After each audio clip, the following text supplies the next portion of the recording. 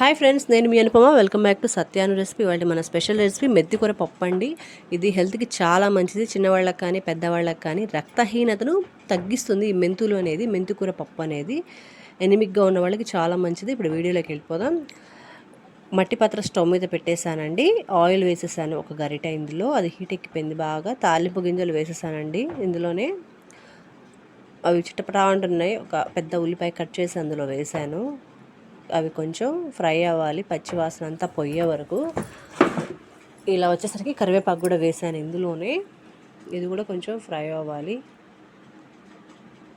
ఇందులోనే ఒక 5-6 వెల్లుల్లి ఉంటుంది కదా, అది క్రష్ చేసుకున్నానండి. కొంచెం క్రష్ చేసుకుని వేసాను. జీలకర్ర 1 టీ స్పూన్ వేసాను, మంచి ఫ్లేవర్ని ఇస్తుంది. ఇందులో ఒక 5-6 పచ్చిమిర్చి చీలికలు, ఒక 2 ఎండుమిర్చి చీలికలు కూడా వేసేసాను. ఇందులో ఇంగువ అండి, కొంచెం ఒక చిటికెడు ఇంగువ, అది కూడా ఫ్రై చేసేసాను. కొత్తిమీర కూడా ఇందులోనే వేసి ఫ్రై చేస్తున్నాను.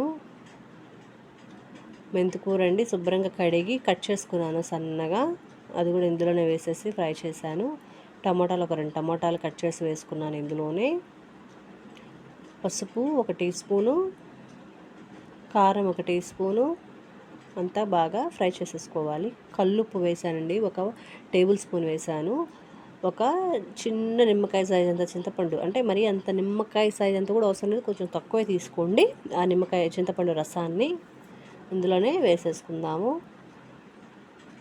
ఉడికించి పెట్టుకున్నానండి కందిపప్పు 100 గ్రామ్స్. నేను పప్పు అనేది ఉడికించి కందిపప్పు పెట్టేసుకున్నాను ముందుగానే.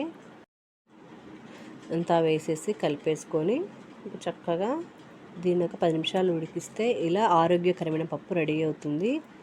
చూసారు ఎంత బాగుందో.